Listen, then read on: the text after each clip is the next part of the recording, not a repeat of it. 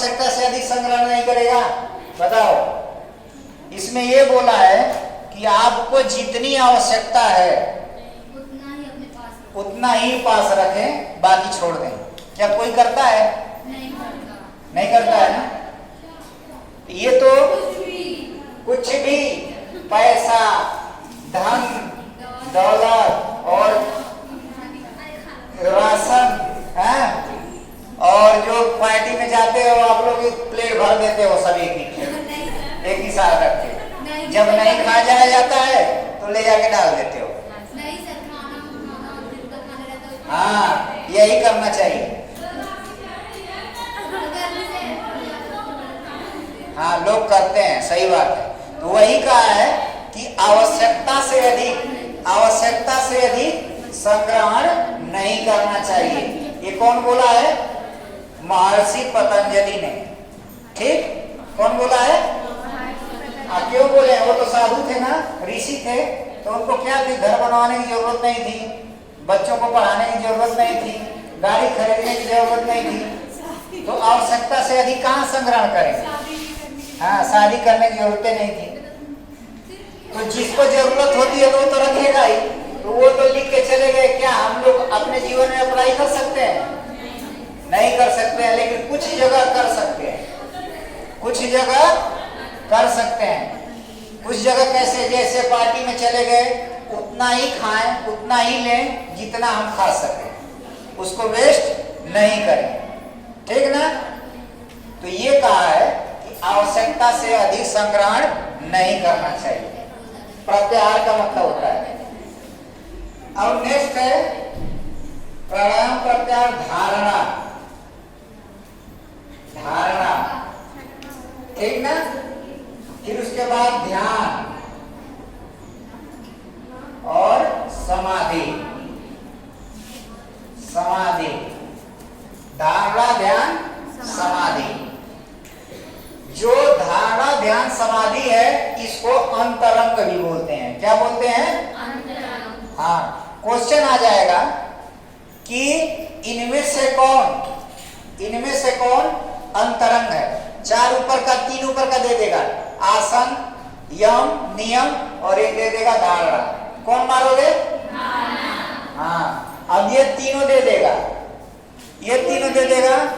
पूछेगा कि इनमें से कौन बहिरंग है, तो ये तीनों दे देगा और एक डाल देगा आसन।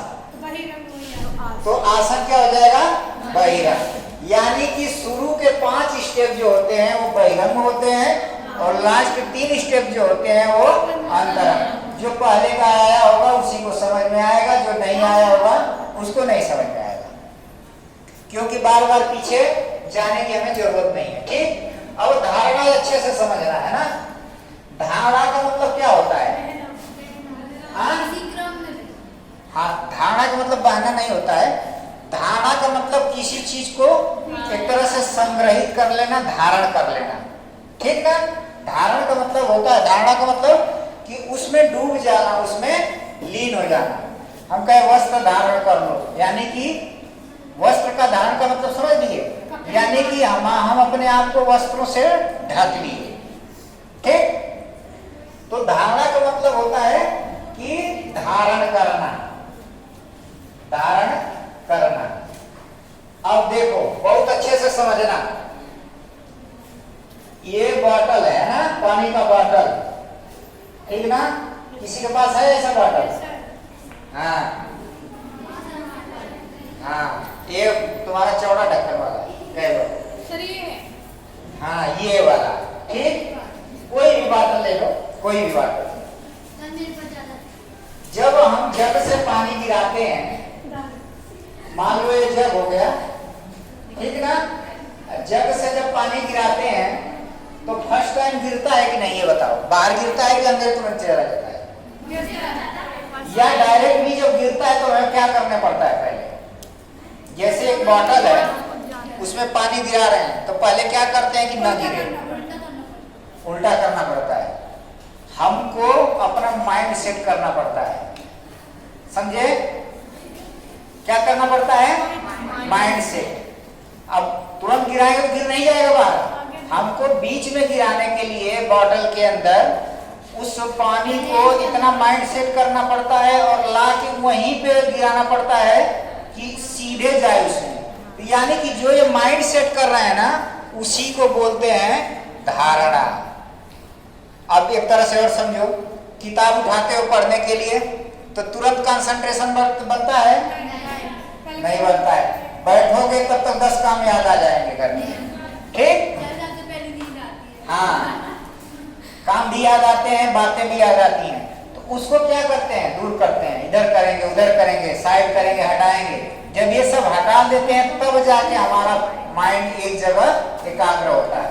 यानी कि उस ध्यान में आने के पहले जो भी प्रोसेस हम करते हैं ध्यान में आने के लिए, उसी को क्या कहते हैं? धारणा। समझ में आ गया?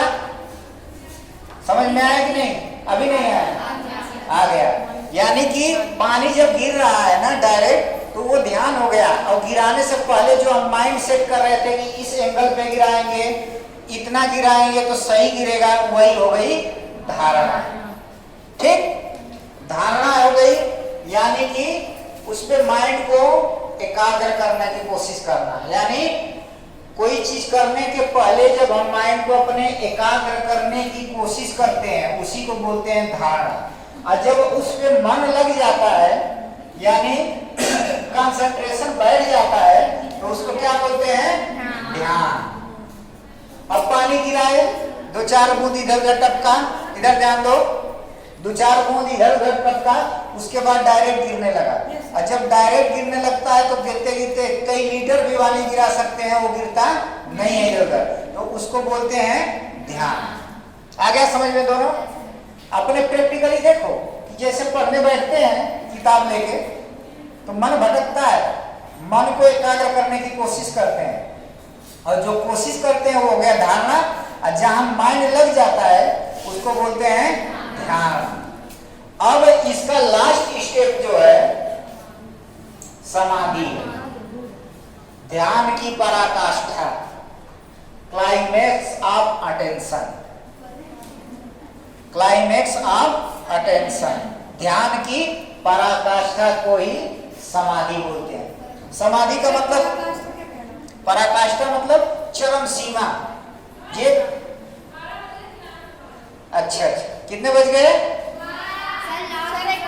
हाँ, ध्यान की पराकाष्ठा का मतलब होता है कि जब हम पूरे उसमें लीन हो जाते हैं और हमें इर्द गिर्द कुछ पता नहीं चलता है, तो उसी को बोलते हैं ध्यान की पराकाष्ठा, क्लाइमेक्स ऑफ अटेंशन। समझ में आया? जब ध्यान लग जाएगा ना, तो आपके बगल से कोई भी गुजरेगा,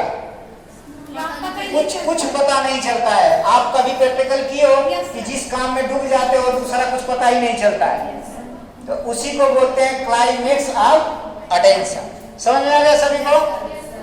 चलो।